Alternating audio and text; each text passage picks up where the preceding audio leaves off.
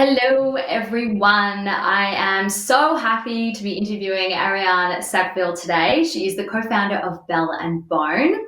It's a superfood dog treat brand, and we are speaking about how to break into the Asian market with your Aussie-made products. So before we kick off, just a little bit about me. I'm Caitlin Judd, co-founder and co-host of Lady Brains, as well as the Lady Brains podcast, where we interview successful female founders. We're a media platform, and we're also a community for female founders and founders-to-be looking to start up their own thing. So we would love you to come and join us. But this segment, it isn't about me. It is about Arianne and Bell and Bone, a company that she founded just 2 years ago. Since 2018, she's launched 15 products. She's stocked in over 250 stores in Australia, and she's successfully broken into the Asian market by bringing health and wellness to all of our much-loved furry friends who have been thriving this year thanks to us all being stuck at home. So Arianne, I wanted to kick off. Thank you for asking me to host this. Can you please tell us a little bit more about the brand and why you decided to start it? What was the impetus? What did you discover back then? Well, firstly, thank you, Caitlin, for such a nice introduction. That basically sums up Bell and Bone, but a little bit more detail is I started researching and thinking about Bell and Bone years ago, and it came out of frustration with, I guess, typical commercial pet food products.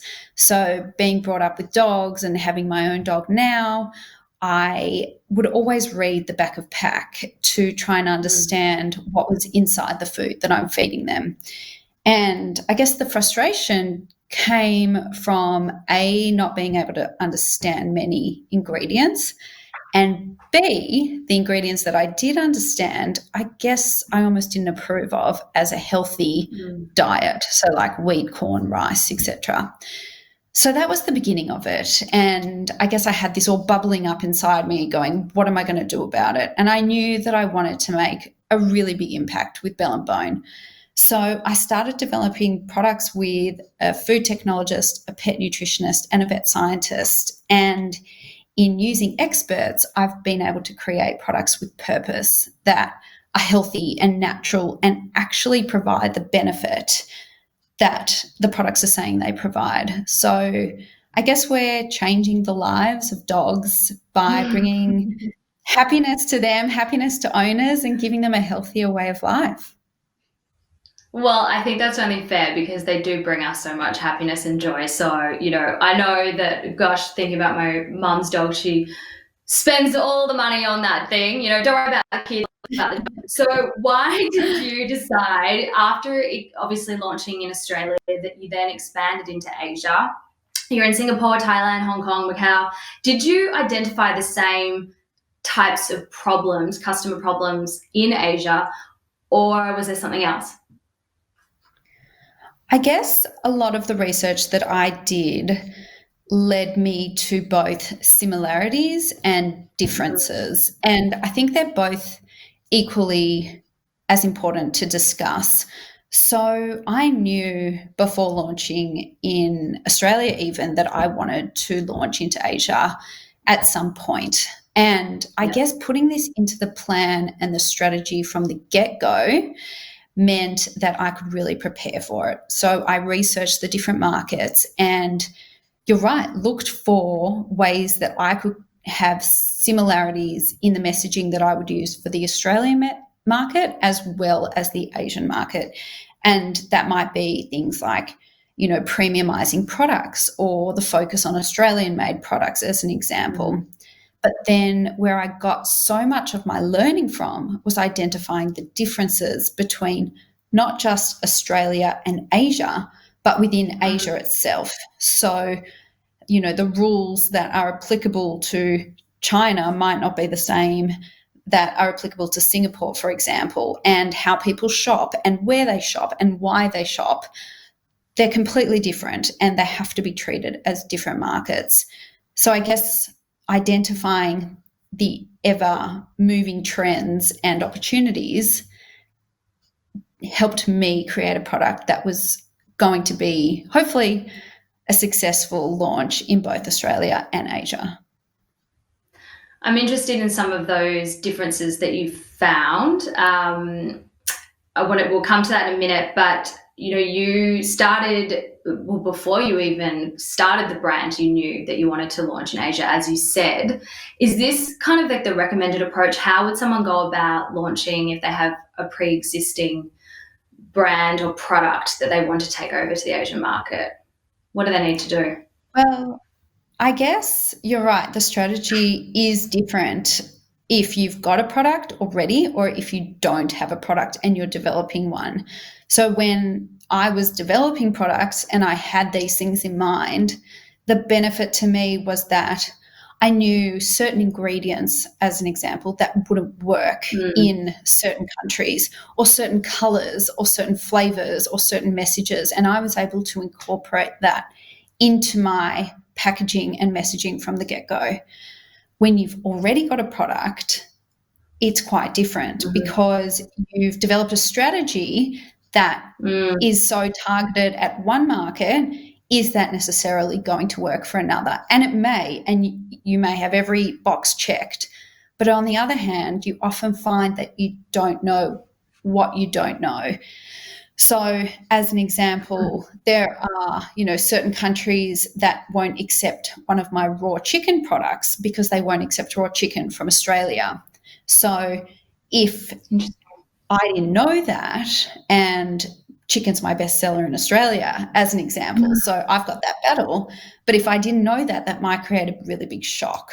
So it's about, I guess, when you've got a product, learning about all the regulations, all the market product fits or misfits, and working out if your product is going to be right for that market, the changes you can afford to invest in and make, and what you need to do to prepare yourself for success in that particular market. So if you can fit into a market and build your brand in that market, go for it.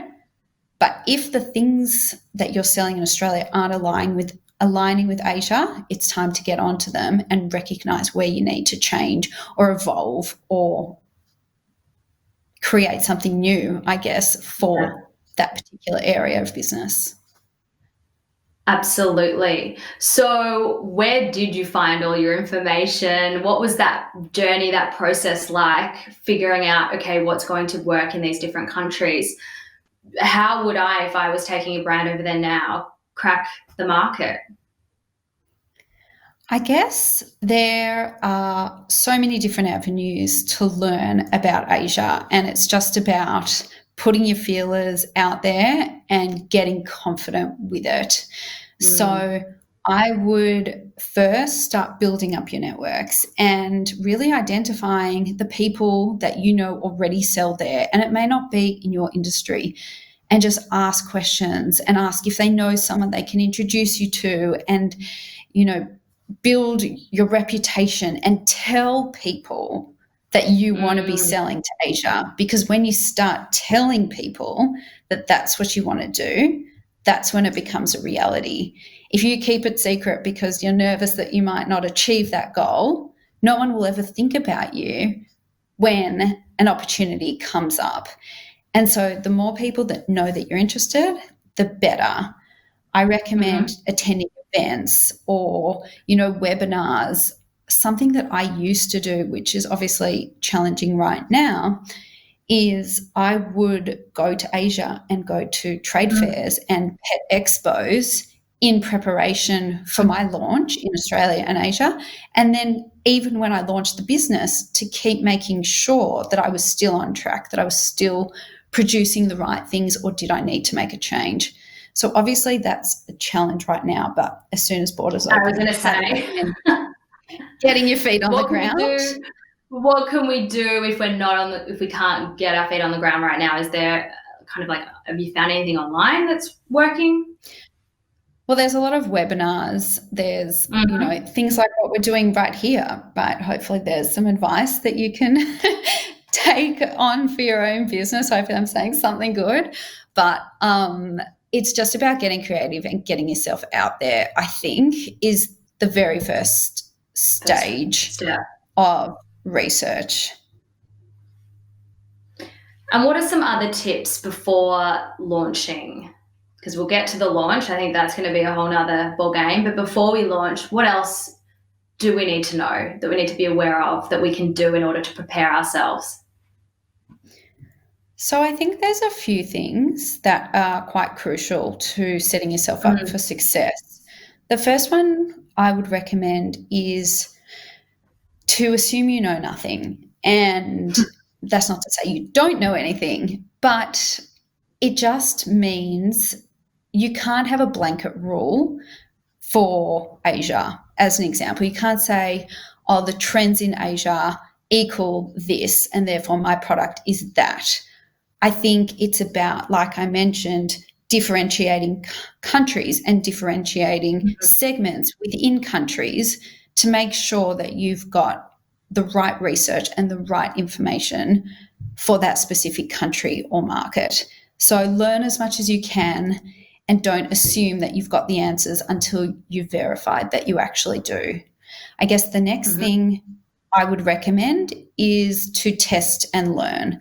So Asia's this big continent, and people look at it as this big prize because there's so many people, so many opportunities, and I completely get it.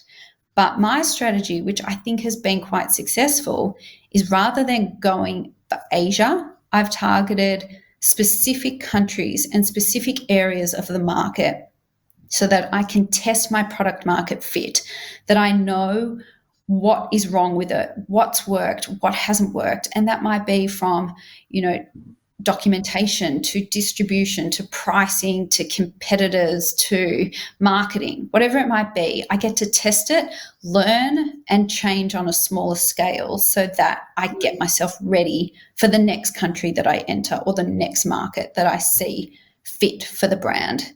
So they're the first two things that I would recommend. And then the other would be, as I mentioned, to go and get yourself out there and tell people. And that might include, networking events or relying on your network as an example. Amazing. Okay. And so let's just say you've done the testing, you've been on the ground, you've kind of done all your research, you're learning about how to launch over there. How do I practically get my product over there? How do I launch myself into the market in a way that is meaningful and successful?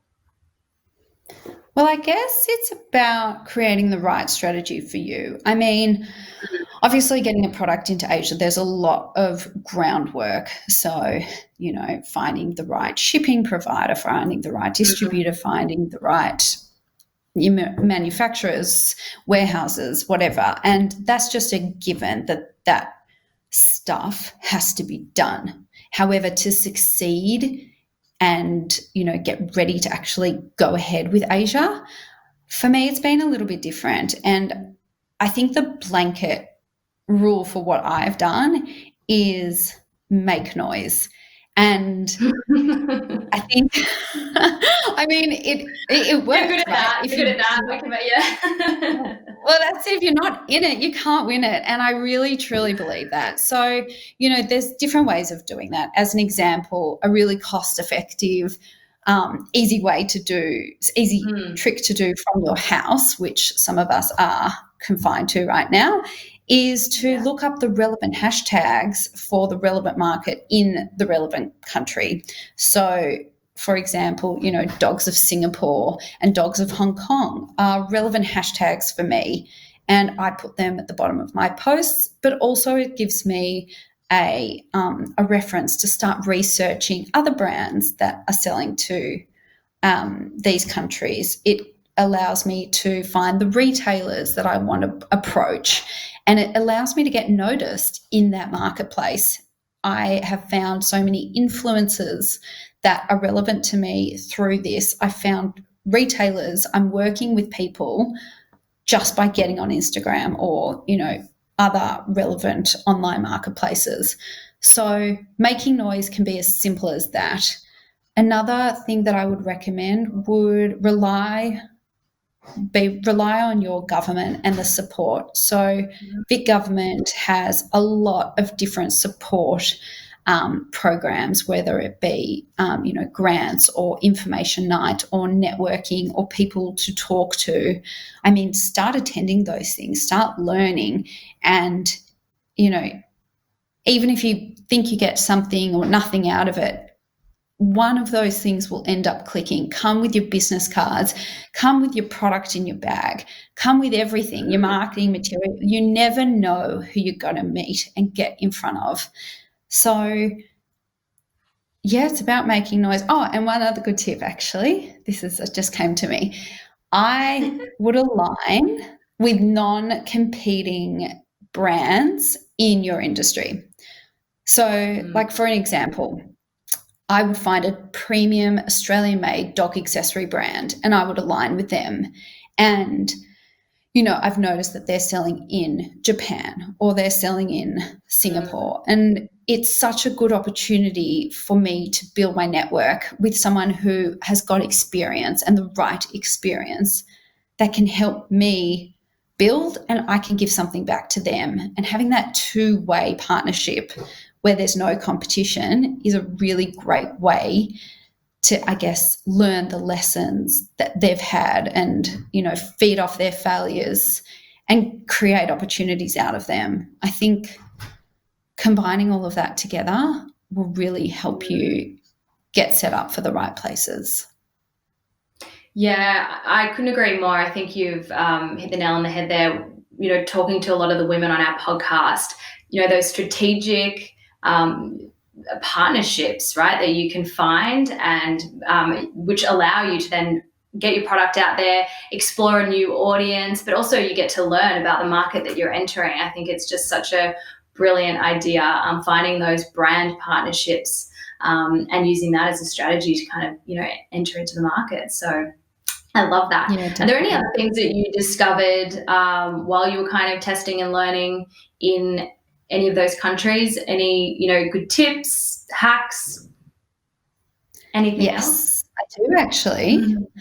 So this is actually quite crucial, and it's not the sexiest topic, but I think it is arguably as important, if not more important, to know when to say no to an opportunity as it is to say yes. And what I mean by that is once you start to create that noise and that momentum in your business, there's going to be a lot of people who notice you and a lot of opportunities fall in front of you.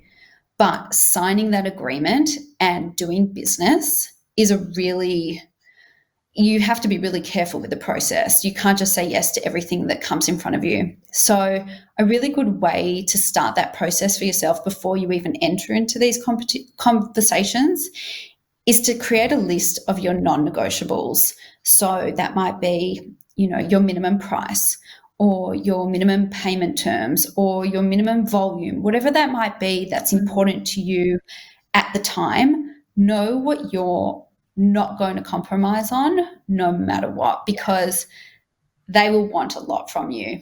And then go that extra step further. And what I would recommend is having those hard conversations at the beginning.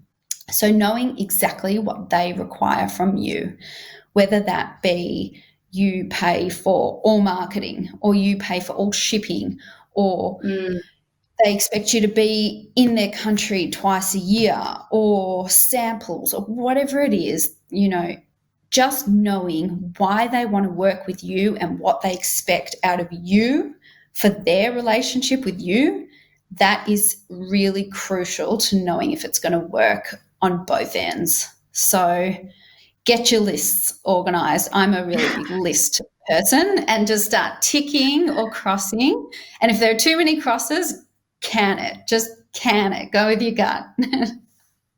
Love that. I'm a huge list person too. So I think it's getting out there, learning all the information, finding those strategic partnerships, saying no to the opportunities that are not right for you, and meeting lots of people. I think, as you said, it just could be one piece of information that you get or one little lead or contact that can change everything and help you expand into Asia. So thank you, Arianne. Is there a way that people can get in touch with you if they've got follow-up questions? You can go to bellandbone.com.au and there's a contact page, or check us out on Instagram, Bell and Bone. Amazing. Thank you. Thank you so much.